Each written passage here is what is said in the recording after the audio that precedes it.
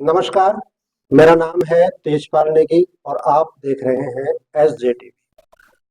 Election नज़दीक है और हम एक श्रृंखला जारी कर रहे हैं इलेक्शन को लेकर, जिसमें अपने सोलन जनपद से जुड़े हुए शिक्षण संस्थान जितने हैं, यहाँ के वो युवा जो पहली बार या एक या दो बार इससे पहले भी वोट डाल चुके हैं, उनसे हम लोग बात करना चाह रहे हैं। और कोशिश ये रहेगी हमारे इस पूरी बातचीत में कि युवाओं के नजरिए से इस चुनाव में मुद्दे क्या होने चाहिए।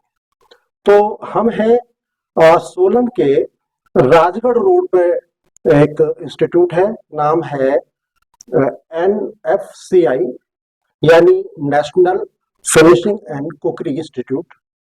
यहाँ पे बहुत सारे बच्चे हैं और हमने NFCI के मैनेजमेंट से आग्रह किया था कि हमें कुछ युवाओं से बातचीत करनी है।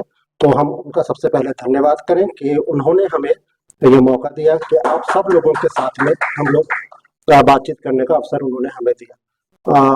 अब हम सीधे काम की बात पे आते हैं। आप में से जितने बच्चे मेरे साथ में पूजा कैमरा देख संभाल रही हैं, एक बार जरा सब लोगों पे एक नजर डाल दें और आपको साथ में हम ये बता दें कि जितने बच्चे यहाँ पे एक स्पेशल ड्रेस में दिखाई पड़ रहे हैं, ये वो हैं जो इस देश को आने वाले समय में, आने वाले भविष्य में इस देश के किचन यानी रसोइयों का स्वाद बदलने वाले हैं। ये सब भविष्य के शेफ हैं। और अगर आपने टीवी शोज में या बड़ी बड़ी जगहों पे देखा होगा कि बड़े बड़े शेफ आते हैं और वो तरह तरह के व्यंजनों से पूरे देश के अलग अलग स्थानों के जो व्यंजन है उनसे परिचय कराते हैं, तो ये जो टीम है ये भी कल को आने वाले समय में किसी टीवी के स्क्रीन पे आपको अच्छे अपने प्रदेश के या अपने देश के किसी भी कोने के बेहतर व्यंजनों का स्वाद मुहैया कराते हुए दिखेगी। तो सबसे पहले तो इन सबको शुभकामनाएं कि आपका भविष्य उज्जवल हो। और अब बात करते हैं अपनी शुरू। मैं बैठ जाऊँ यहाँ पे। अपना अपना नाम बताइए। संजीव संजीव कुमार। संजीव जी कहाँ से निवास करते हैं? रामपुर बुशहर, सराहनपुर, माता ब्रह्मा काली के। पहला वोट है आपका, पहली बार का? इससे पहले कोई और पंचायत में, विधानसभा में कभी वोट नहीं किया? पहले था सर, वोट अच्छा, इस बार आप वोट डालेंगे तो बड़ी उत्सुकता होती है जब पहली बार हम, जैसे हम नए कॉलेज में जाते हैं तो बड़ा अंदर से रहता है। आपके मन में भी कुछ ऐसा हो रहा है कि पहली बार वोट डालना है, इतनी जिम्मेदारी आपके ऊपर है, पूरे देश की सरकार चुनी जाएगी आपके वोट से? सर ऐसा तो कुछ नहीं है कि मतलब कांग्रेस को देना है, जो भी सरकार अच्छा काम करेगी, हाँ यही मैंने कहा, देश की सरकार रोजगार देगी उसी के अकॉर्डिंग देंगे सर हमको वोट। हाँ हाँ। अच्छा, आपके हिसाब से देखिए, आप युवा हैं, है ना? आपने फिर 5 साल में, 10 साल में सरकारों को देखा भी है और आज़ादी के बाद से तो आप उस समय विचार करने लायक नहीं थे, लेकिन आप पिछले कुछ समय से आप देख रहे हैं, क्या युवाओं के क्या मुद्दे होने चाहिए? क्या सोच के आप वोट काउंट कर डालें? सोच के तो कुछ नहीं सर, बस रोजगार दे, काम अच्छा करे। अच्छा अच्छा अच्छा, क्या ऐसी चीज लगती है आपको कि जो आपको लगता है कि ये चीज अगर होती हमारे रामपुर बुशहर या सराहा बुशहर, किन्नौर वगैरह सारे में इलाके में, तो आपको लगता है कि ज्यादा से ज्यादा वोट किसी भी व्यक्ति को अगर वो सुविधा मिल जाती तो ज्यादा वोट हो जाते? क्या है ऐसी चीज आपके इलाके में? सड़क हो सकती है, बिजली पानी की समस्या हो सकती है, कोई क्या है मेन चीज, क्या है? समस्या तो कुछ नहीं, सब रोजगार का ही है सर। अच्छा, मेन रूप से रोजगार का है, स्थानीय स्तर पे सब चंगा से सब। तो रोजगार आपके नजरिए से पहला, आपका भी पहला वोट है क्या?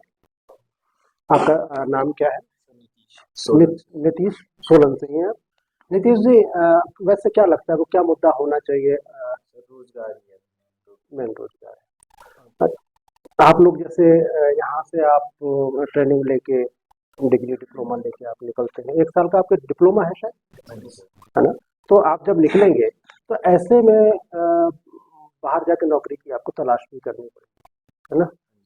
तो ये आपके लिए तो मेन मुद्दा रहेगा युवाओं के लिए। हमें हिमाचल से बाहर जाना पड़ेगा। बिल्कुल, हिमाचल में थोड़ा गवर्नमेंट, तो हिमाचल में शायद हमारे को ऐसे भटकना पड़ता पैसा अगर हिमाचल में, पर यहाँ थोड़ी पेमेंट से और पैसे की थोड़ी वैसे ऐसा कहते हैं कि हिमाचल जो है ये पर्यटक प्रदेश है, यहाँ पे होटल्स खूब हैं, है ना? खूब है, लेकिन सर वो मतलब वो बात नहीं है। सिर्फ अभी तक सुविधाएं दे रहे हैं। हाँ, होटल में आ रहे हैं, रुक रहे हैं, खाना खाते हैं, बस हर सुबह या 2-3 दिन रुक के चले जाएंगे। बिल्कुल।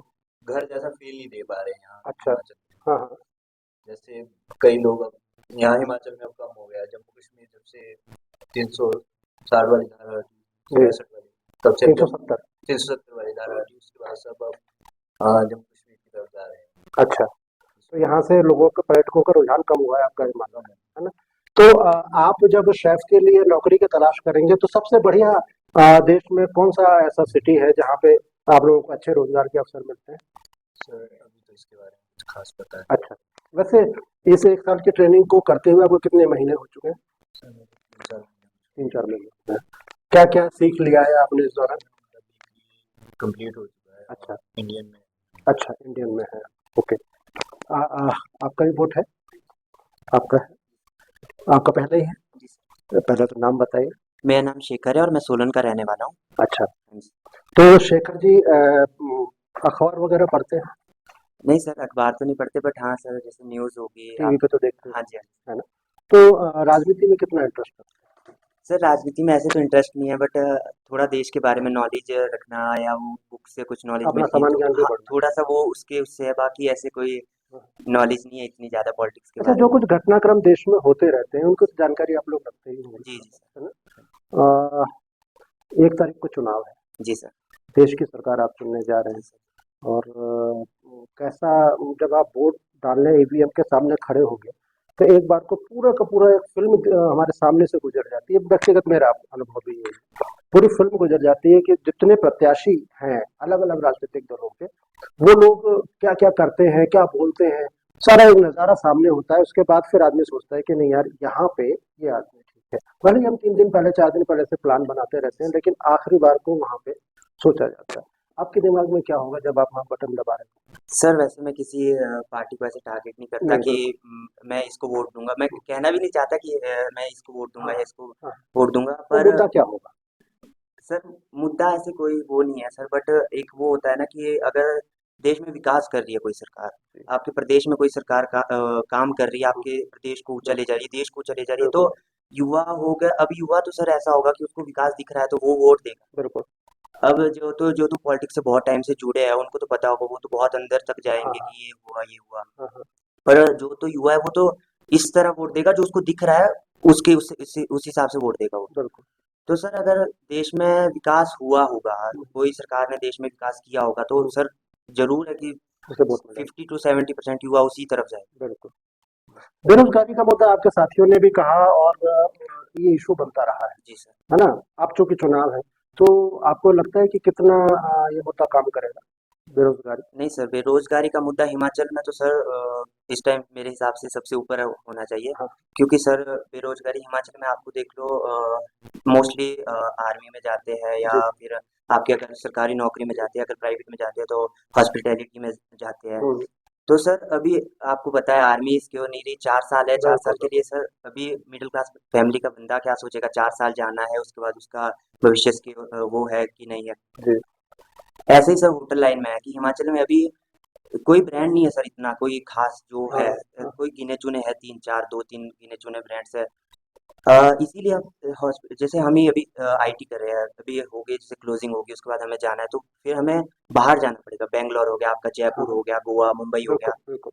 और मेन मोटिव सर ये होता है ना कि सर हमारे हिमाचल में सैलरी बहुत कम है। हम्म, और जो आपका जैसे बेंगलोर हो गया, जी चेन्नई हो गया, जी मुंबई हो गया, इधर से जी। आपको सैलरी बहुत अच्छी सैलरी मिलती है। हम्म, आप बाहर जा रहे हो, मतलब एक वो है, ब्रांड्स भी है, बहुत बड़े बड़े ब्रांड्स बाहर है। बिल्कुल। हिमाचल में ऐसे ब्रांड नहीं है, नहीं। बहुत कम ब्रांड्स है। तो ये कारण है एक, हमारे को बाहर भी जाना बाहर पड़ता है। जाना पड़ेगा। जी सर। हाँ, हाँ। एक्सपोजर भी वैसे मानते हैं आपके, एक्सपोजर तो बाहर ही जी सर। है ना? आपका भी वोट है? पूरा मैं पूरा नाम बताएंगे अपना? मेरा नाम शिवांश ठाकुर है। सुभाष? शिवांश ठाकुर। शिवांश। आप मैं कहाँ से सोलन हैं? से। सोलन से हैं? पहला वोट पड़ रहा है या इससे पहले भी आपने प्रयोग?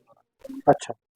क्या आपकी नज़र में क्या शेखर ने बता दिया, उन्होंने बताया, आपने बताया, आपकी नज़र में मुख्य मुद्दा क्या रहेगा? देखिए सर अपना रोजगार भी है, क्योंकि सर आपने मेनली देखा होगा जितने भी हमारे हिमाचल के लोग कोई पढ़ता है कुछ भी करता है तो जी। सर उसको मेनली उसका ये रहता है चंडीगढ़ जाना है या बाहर निकलना है, तो सर ऐसा कुछ हो जिसकी वजह से मतलब हमें बाहर जाने की रुकना पड़े हिमाचल में। हाँ, ये अच्छी बात कही आपने कि अगर हम शहर जहाँ हैं, जिस प्रदेश में हैं, वहीं हमें रोजगार मिलता है, तो एक तो जो पैसा हम कमा रहे हैं वो अपने ही प्रदेश में यूज होगा।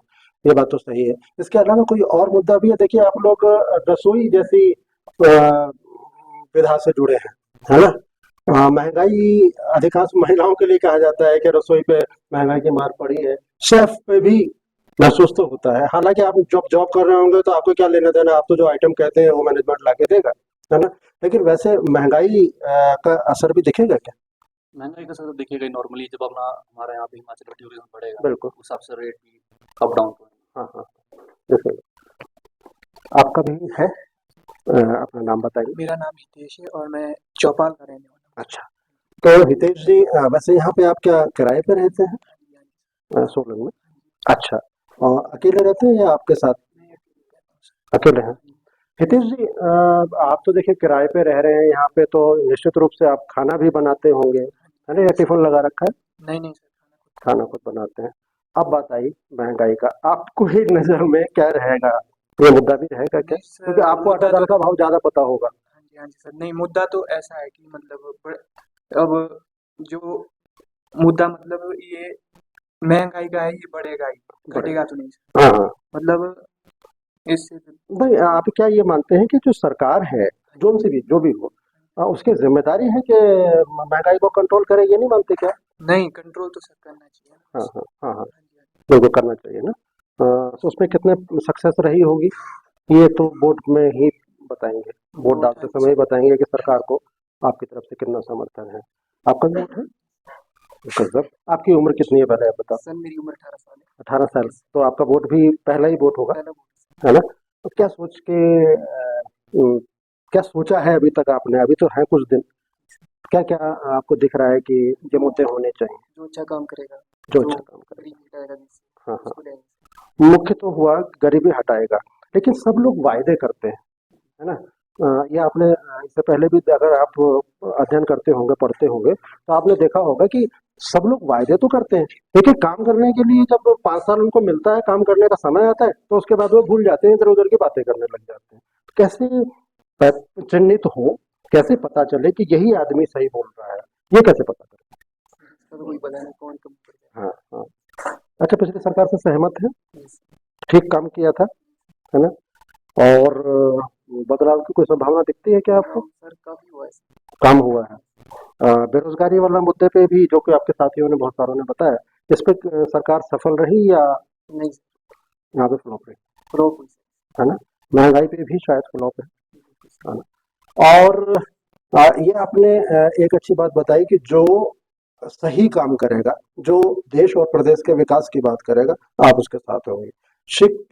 अधिकांश राजनीति में जब हम बात करते हैं ना कि क्या क्या वायदे होने चाहिए, तो मेरे ख्याल से शिक्षा, ये एकदम से किनारे कर दिया जाता है। यहाँ पे हिंदू मुसलमान हो सकता है इस देश में, मंदिर मस्जिद हो सकता है इस देश में, है ना? और बाकी बाकी चीजें हो सकती हैं, शायद शिक्षा की बात नहीं होती। आपको नहीं लगता कि नेताओं को अपने घोषणा पत्र में शिक्षा का विषय भी रखना चाहिए, शिक्षा होनी चाहिए। है ना? और जो शिक्षा वर्तमान में है उसकी और अच्छी व्यवस्था होनी चाहिए, ताकि हम लोग ना सिर्फ नौकरी करें बल्कि लोगों को नौकरी दें, है ना? यही मानते हैं ना आप? यस। तो इस नाते शिक्षा में कितने नंबर देंगे आप वर्तमान सरकार को? 20%। अपना परिचय बताएं पहले तो। सबसे पहले मैं नमस्कार करना चाहूँगी और थैंक यू सर कि आपने यहाँ पे अपॉर्चुनिटी दी हमें बात करने की। मेरा नाम है प्रेरणा और मैं सोलन जिले के मझगांव से बिलोंग करती हूँ। और हाँ, इस बार मेरा फर्स्ट वोटिंग होने वाला है जी। सरकार को चुनने के लिए। जी। तो सरकार को चुनने से पहले हमें दो बातों का ध्यान रखना चाहिए मेरे हिसाब से। जो हमारी आवश्यकता है, प्राथमिक आवश्यकताएं होगी और द्वितीय आवश्यकताएं होगी। जी, जी। प्राथमिक में हमारा हो गया रोटी, खाना खाना हो गया, कपड़ा हो गया, मकान हो रोटी गया, कपड़ा और मकान, बिल्कुल। और उसमें आगे हमारी शिक्षा भी आ गई, जो जी। सबसे महत्वपूर्ण है, जिसकी वजह से आज मैं बोल पा रही हूँ और आज मैं ये सोच पाती हूँ कि हमें कैसे सरकार बिल्कुल का निर्माण करना बिल्कुल चाहिए। बिल्कुल और जब हम सरकार का निर्माण करते हैं तो सबसे पहले बात ये आती है कि उस सरकार के द्वारा क्या विकास किया गया है पिछले कई वर्षों में, जी और अगर कुछ कमी रह गई है तो हमें दूसरा दल है उसे हमें मौका देना चाहिए। जी। यही। अच्छा मेरे ख्याल से अभी तक मैंने जितने लोगों से बात की उसमें महिला की शुरुआत आपसे हो रही, आगे हो सकता है कि आपके साथी और वोट मतदाता हो।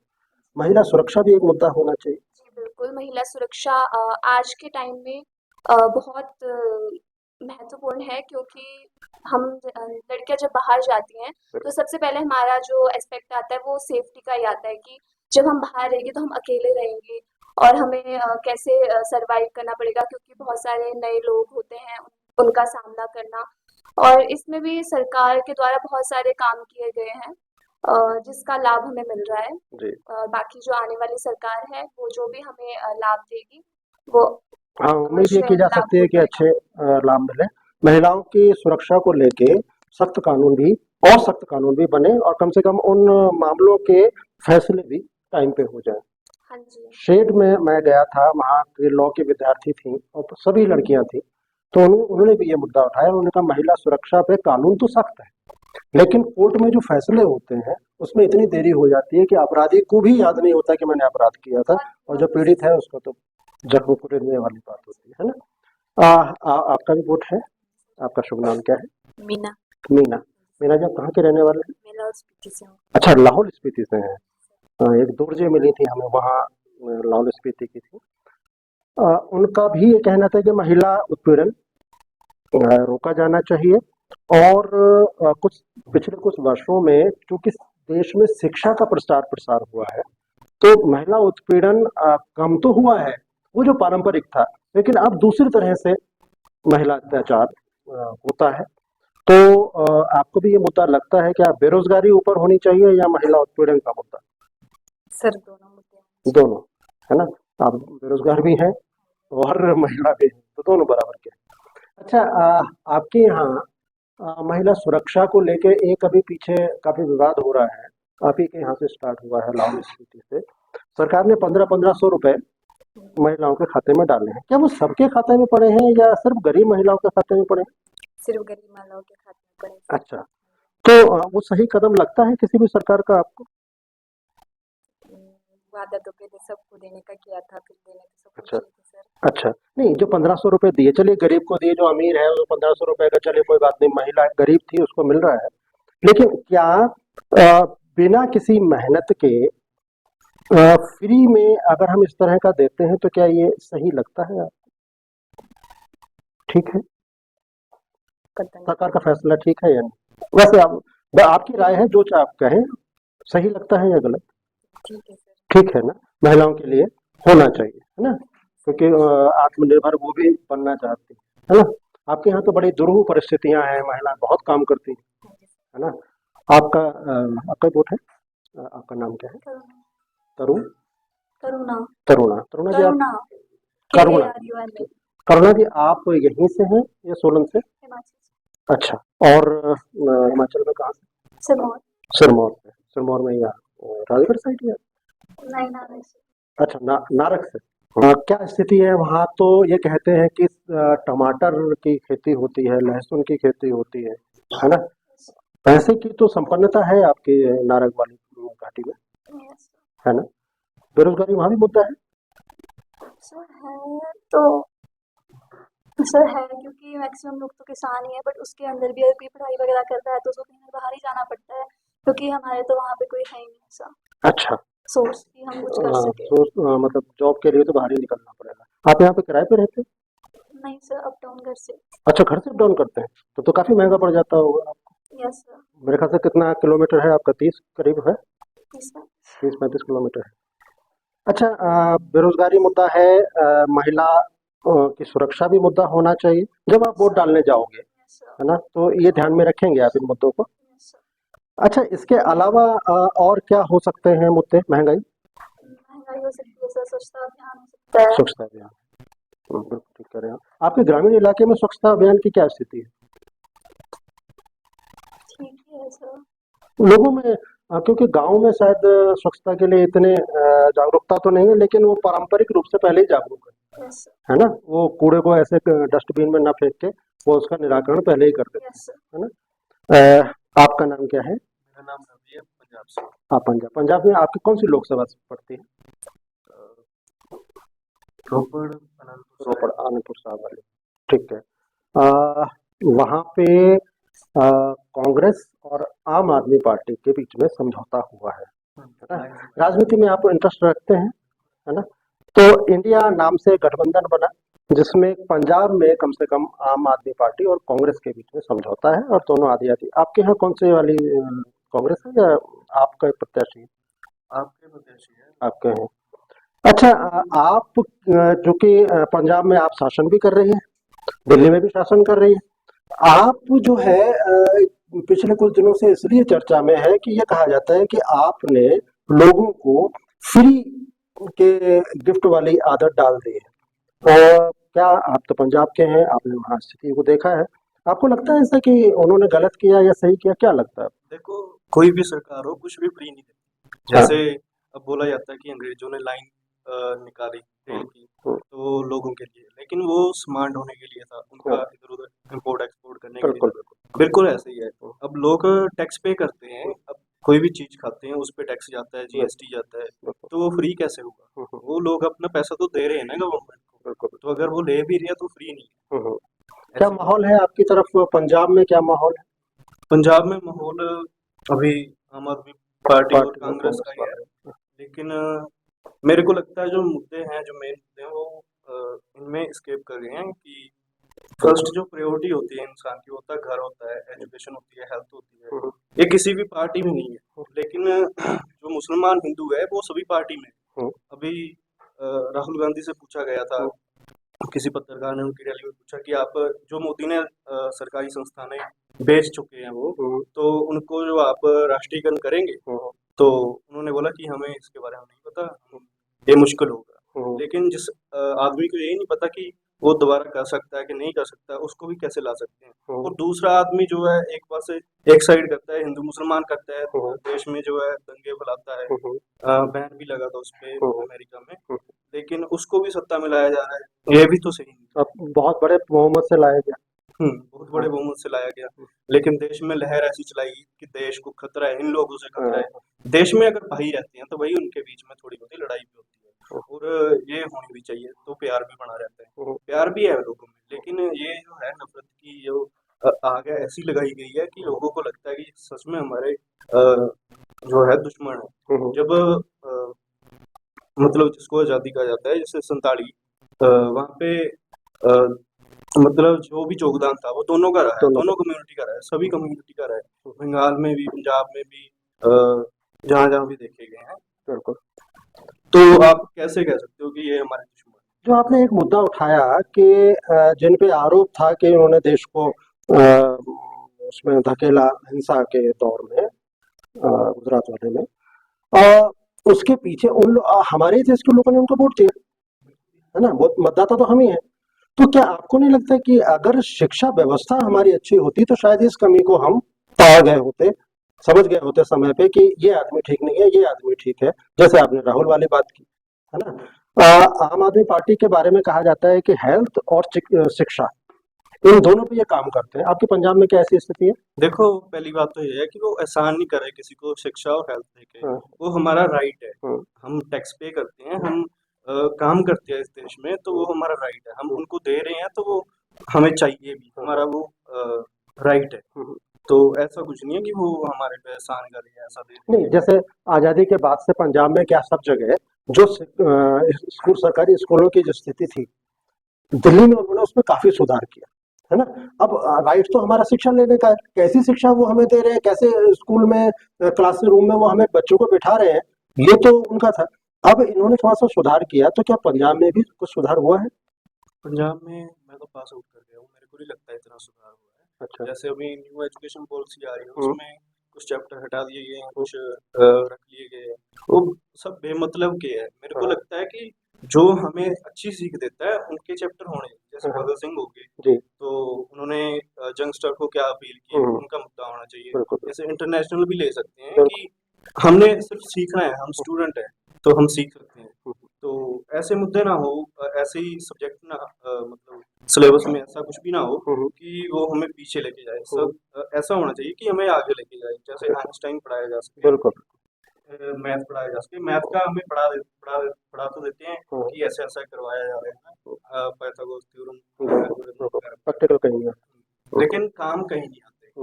वो मतलब असल जिंदगी में काम हर जगह आते हैं।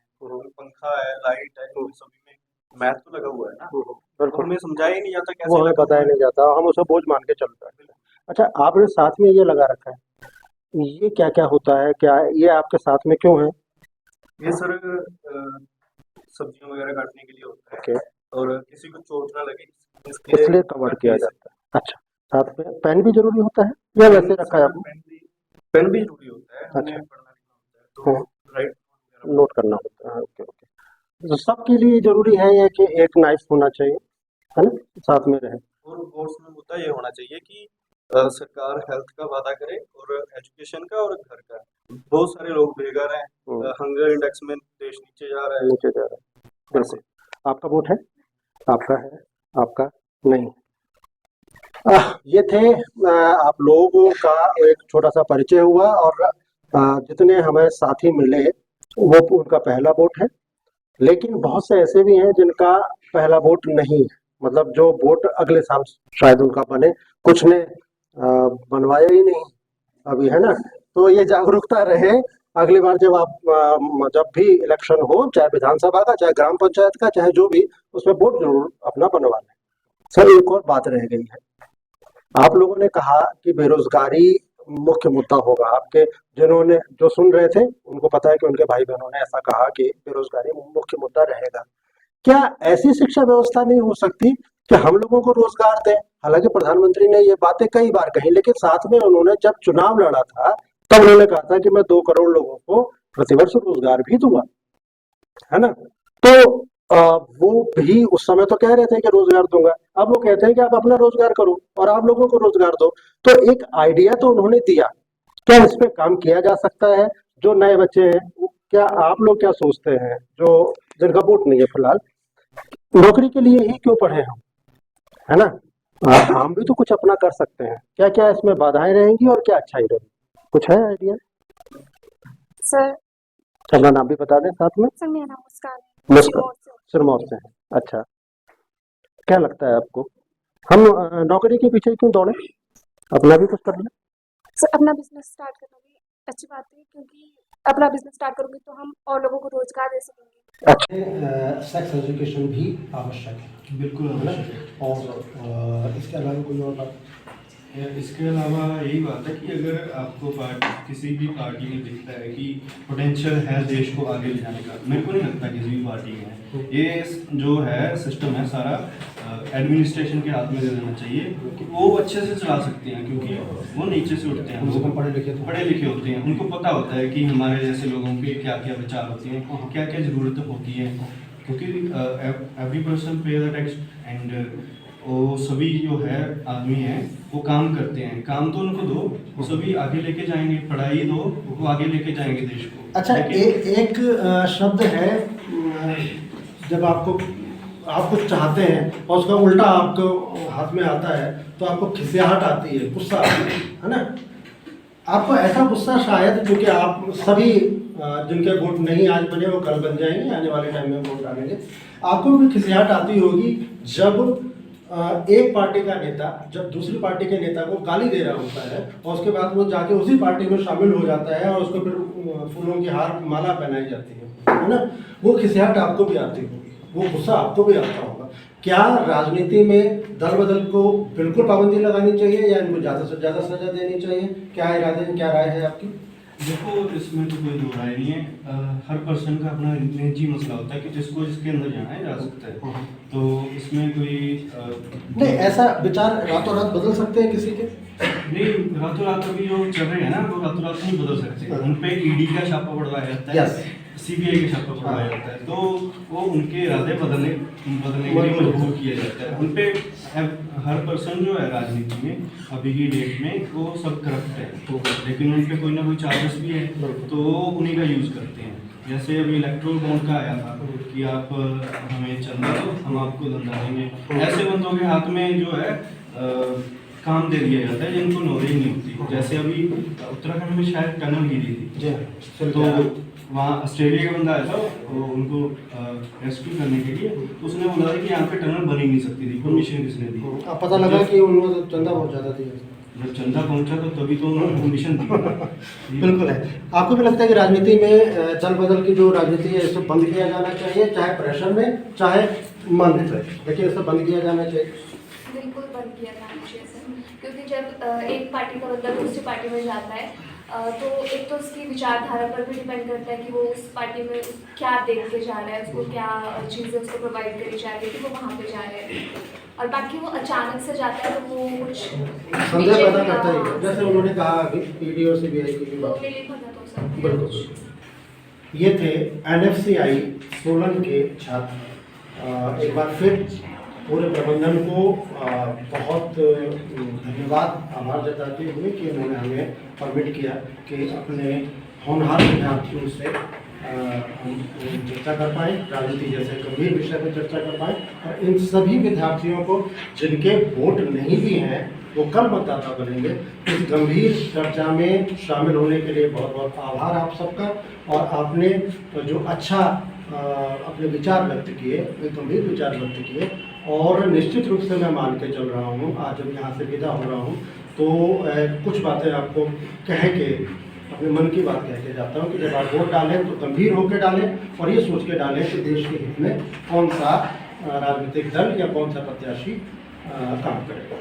दूसरी बात ये कि आपके लिए शुभकामनाएं कि जब कभी आप किसी टीवी स्क्रीन पर हमें कभी दिखाई पड़े तो हम ये सोच के यहाँ अपने आप को बड़ा महसूस कर रहे हों, गौरवान्वित महसूस कर रहे हों कि ये वो छात्र हैं जिन्होंने कभी हमसे बात की थी और हमने इनका साक्षात्कार किया था। आज ये सेफ वाली लाइन में इतने ऊपर निकल गए हैं या इनकी अपनी रेस्टोरेंट की चेन बन गई है, और कभी हम जाएं तो हमें भी आप खिलाइएगा, है ना, अपना स्वादिष्ट खाना हमें खिलाइएगा। और ईश्वर करे कि आप और भी लोगों को ऐसी ही प्रेरणा देते रहें।